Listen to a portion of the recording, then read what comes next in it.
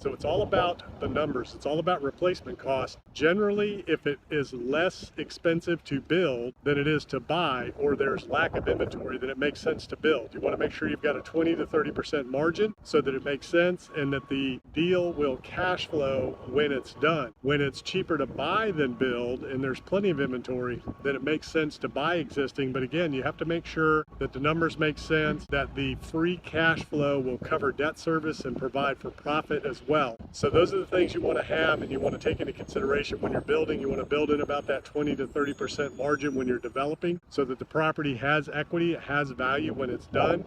But at the end of the day, even if there is no equity and the property is worth what you have in it when you build it, if it's throwing off cash flow and it satisfies your return requirements, then it can make sense for you to build. It has to be a situation where you have the capital, you have the resources, and you are patient with your investments, and you have the time to get it built, get it leased up.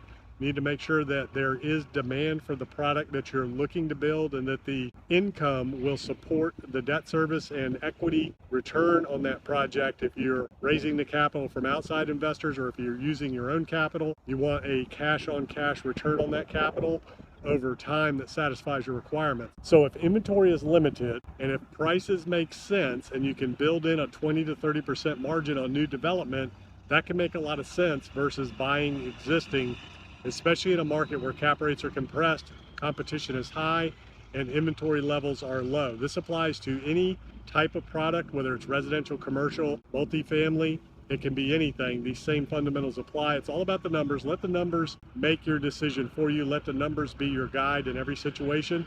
The bottom line is you want to make sure you have free cash flow to service the debt and return on the equity investment, the down payment that meets your investor requirements or your requirements if you are injecting the capital yourself.